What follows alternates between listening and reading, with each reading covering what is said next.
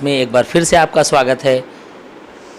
आज हम मौजूद हैं भारतीय जनता पार्टी के वरिष्ठ नेता सुनील मिश्रा जी के पास, जहां पर आज बात करेंगे कि आज जिस तरीके से सरकार काम कर रही है और 4 साल बेमिसाल, ये सरकार का एक अपना दावा भी कह सकते हैं और सरकार की एक अपनी उपलब्धियां भी हैं। इसको लेकर के आज हम बात करते हैं। सर, आपका हमारे चैनल में बहुत बहुत स्वागत है। धन्यवाद। सर, जिस तरह से आपकी सरकार या आपका दावा है कि 4 साल बेमिसाल, इसके लिए आप जनता को बताएं कि क्या उपलब्धियां रहीं 4 साल। देखिए, जो 4 साल की उपलब्धियां हैं, ये आपके थोड़ी देर के चैनल पे हम अगर बताने चलेंगे तो नहीं हो पाएगा। इतनी उपलब्धियां हैं जब से हमारी सरकार बनी है कि पूरा दिन बीत जाएगा उपलब्धियां बताते बताते। और इन 4 साल में अमूलचूल परिवर्तन हुआ है। देखिए, एक खास उपलब्धियां जो सरकार की तरफ से मैं आपको बताता हूँ। अगर आपने रामायण पढ़ी हो या रामचरितमानस पढ़ा हो तो उसमें भगवान राम से एक क्वेश्चन किया गया था, एक सन्यासी के लिए, उसको राजा बनाने के लिए क्यों वो ज़रूरी है एक सन्यासी। उन्होंने बहुत अच्छा उत्तर दिया था। उन्होंने कहा था कि सन्यासी का अपना कोई परिवार नहीं होता है, उसकी जनता ही उसके परिवार होती है। वो हमेशा लोभ से, माया से और ऊंच नीच से, जात पात से, अमीर गरीबी से सबसे बिल्कुल अलग होता है।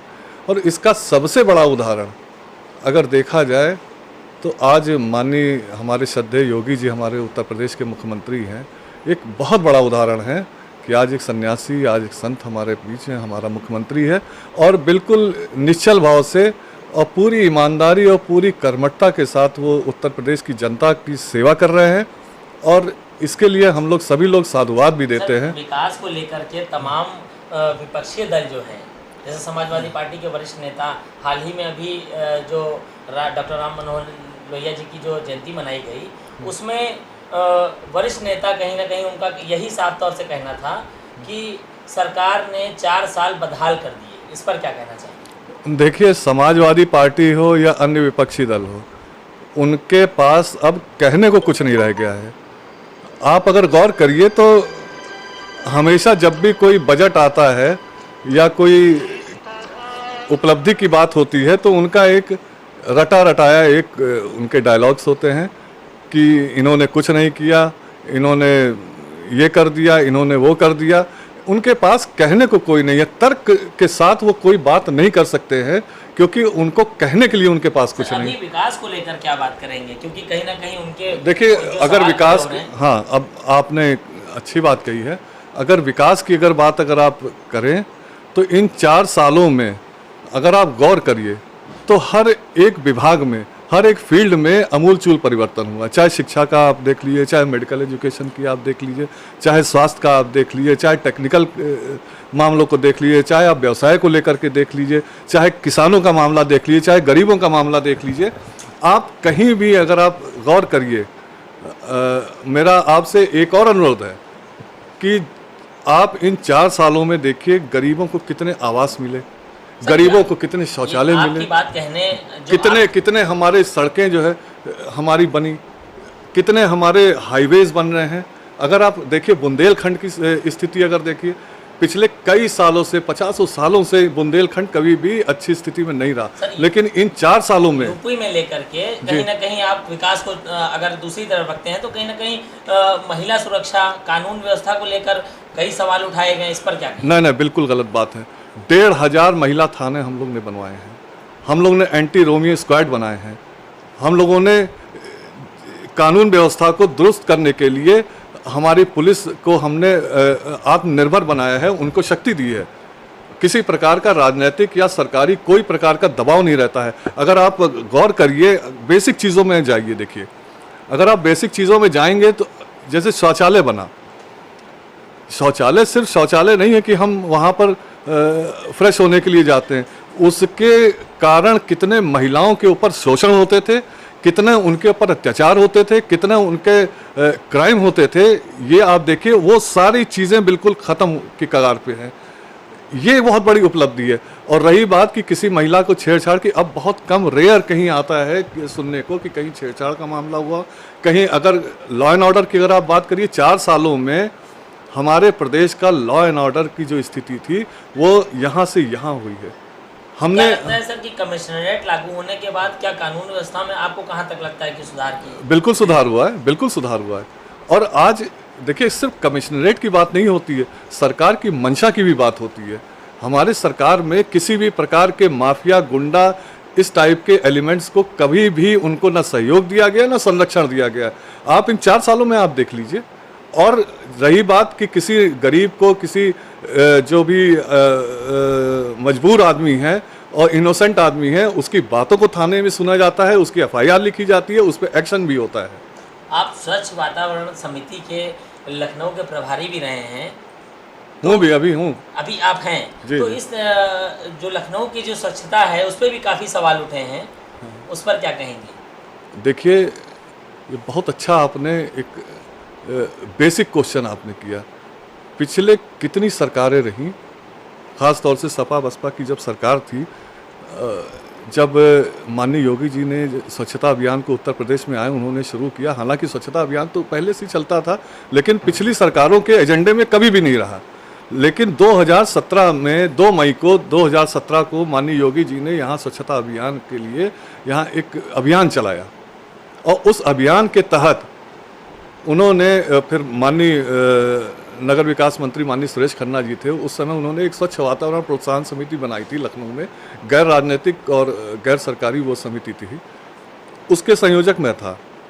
और आप विश्वास करेंगे कि पूरे लखनऊ में सफाई के लिए एक जागरूकता अभियान शुरू हो गया। लोगों में अपने आप एक मन से एक जागरूकता शुरू हुई। अब पहले की आप सफाई देख लीजिए, आज की सफाई देख लीजिए। और इसका एक बहुत बड़ा उदाहरण मैं आपको दे दूं। पहले यहाँ पर आप अगर गौर करिए तो कभी हैजा फैलता था, कभी पीलिया फैलता था, कभी कॉलरा फैलता था। आज इस प्रकार की किसी भी बीमारी को आप नहीं सुनेंगे। तो हो सकता है कहीं छोटा मोटा कहीं कोई बात आती है, बीमारी से जो बात मेरी पूरी बात हो जान दीजिए। मैंने आपको बताएं, माननीय सुरेश खन्ना जी उस समय नगर विकास मंत्री थे, तो 4 वार्ड का दौरा वो पहले शनिवार को करते थे। और उसमें वो 4 वार्ड 5 वार्ड वो लखनऊ के जाते थे, प्रथम शनिवार हर महीने के।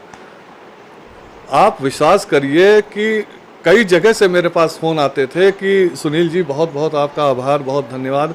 ये 10 सालों से ये कूड़ा पड़ा हुआ था, ये 8 साल से कूड़ा पड़ा हुआ था, यहाँ सफाई कभी नहीं हुई है। उन मलिन बस्ती, गरीब बस्तियों में जाते थे और उसका ये लाभ मिला कि लोगों के अंदर सफाई के लिए एक जागरूकता आई। हमने बहुत से काम किए, बहुत से कार्यक्रम किए, बहुत से अभियान चलाए। और उसके साथ साथ फिर माननीय टंडन जी हुए नगर विकास मंत्री, वो भी उसको लगातार उस धार को आगे बढ़ाए चले जा रहे हैं। और स्वच्छता के लिए देखिए, सबसे बड़ी जो बेसिक चीज़ें थी, आप अगर गौर करिए तो मैंने एक उसमें पढ़ा था, एक आर्टिकल मैंने पढ़ा था कि हिंदुस्तान में लगभग 2.5 से 3 लाख बच्चे गंदगी से मर जाते थे। हम लोगों को माननीय मोदी जी का साधुवाद करना चाहिए, धन्यवाद करना चाहिए कि आज वो स्थिति लगभग ख़त्म सी हो गई है। आप अगर गौर करेंगे, गोरखपुर में मस्तिष्क ज्वर का एक बहुत बड़ा प्रकोप होता था, लेकिन 2017 के बाद जब से माननीय योगी जी, श्रद्धेय योगी जी आए, तब से आप देखेंगे किसी प्रकार की वहाँ पर कोई भी बीमारी नहीं हो रही है। नहीं होने का मतलब लगभग समाप्त की ओर है। अभी आगामी त्यौहार जो हैं बिल्कुल करीब में हैं, जी जी, उसको लेकर के कोई संदेश आपकी तरफ से? अभी होली आ रहा है, शब बारात आ रही है, और हम तो उत्तर प्रदेश की और ख़ास तौर से लखनऊ की जनता से ये हम रिक्वेस्ट करेंगे कि होली का जो कोरोना काल जो चल रहा है, अभी कोरोना फिर से थोड़ा सा अपना रूप फिर और बड़ा कर रहा है। मेरा सबसे निवेदन है कि होली का त्यौहार मनाएं, लेकिन अपने घर में मनाएं। किसी प्रकार से भीड़ भाड़ को अवॉइड करें, बाज़ारों में भी भीड़ भाड़ को अवॉइड करें। जो भी सरकार की गाइडलाइन है उसका अच्छे से पालन करें। मास्क पहने, सैनिटाइज़र ज़रूर रखें, क्योंकि त्यौहार में आमतौर पे देखा गया है कि लोग थोड़ी लापरवाही करते हैं, तो उसको अवॉइड करें। अभी कुछ विपक्षीय दलों का आखिरी सवाल सर मेरा, जी, जी। कुछ विपक्षीय दल जो हैं उनका साफ तौर पे ये कहना है कि भारतीय जनता पार्टी की जब चुनावी रैली होती है या उनका कोई चुनाव होता है उसको लेकर के कोरोना नहीं रहता है, और जब उनके कुछ अपने एजेंडे होते हैं उसको लगा करके ये कोरोना का बहाना लेते हैं। इस पर नहीं, देखिए, कोरोना का कोई चुनाव से या इससे कोई मतलब नहीं होता है। कोरोना एक वायरस है, बीमारी है, हर जगह ये फैल रही है। उसमें जहाँ भी चुनाव होता है उसमें सरकारी गाइडलाइन के तहत वहाँ पर काम होते हैं, सबको सैनिटाइज करके वहाँ पर काम होता है। और ऐसा नहीं है कि जहाँ चुनाव हो रहा है वहाँ पर कोरोना नहीं हो रहा है। हर जगह कोरोना के लिए सब। उनका तो साफ तौर से यही कहना है कि भाजपा कोरोना के नाम पर तमाम देखिए, देश अपने को तो एजेंडे पूरा कर रही है। देश तो चलता ही रहेगा, ऐसा नहीं है कि काम नहीं होंगे, काम रुकेंगे। लेकिन हम लोग का काम है कि हम लोग सतर्कतापूर्वक, हम लोग उसकी जो सरकार की गाइडलाइन है उसके तहत हम काम करते रहें। वो सारे काम होते रहेंगे जिस प्रकार से सरकार बता रही है। अगर हम काम करते रहे तो हम कोरोना पे विजय भी प्राप्त कर लेंगे, बहुत जल्दी कर लेंगे। और इसमें बहुत से काम हो भी रहे हैं और हम सफल भी हो रहे हैं। बस थोड़ा सा जनता का सहयोग जिस प्रकार से मिल रहा है, लोग भी इसके लिए अवेयर हो रहे हैं। और जो लोग नहीं हो रहे हैं, सरकार थोड़ी सख्ती भी कर रही है कि सभी लोग कायदे से जो है इसका सामना करें। जो सरकार गाइडलाइन दे रही है उसका भरपूर उसका वो करें, पालन करें। और कोरोना निश्चित तौर पे जिस प्रकार से माननीय मोदी जी, माननीय योगी जी इसके लिए गंभीरतापूर्वक काम कर रहे हैं, हम बहुत जल्दी विजय प्राप्त करेंगे कोरोना पे। तो ये थे हमारे साथ सुनील मिश्रा जी, जो कि भारतीय जनता पार्टी के वरिष्ठ नेता हैं। इन्होंने साफ तौर से बताया कि भारतीय जनता पार्टी की कई उपलब्धियां रही हैं और साथ ही साथ आगामी त्योहारों को लेकर के इन्होंने जो लखनऊ की जनता है खास तौर से तहत बताया है कि वो स्वच्छ रहें, सुरक्षित रहें। कैमरा पर्सन जगदीश कुमार के साथ आलम, भारत प्राइम न्यूज़।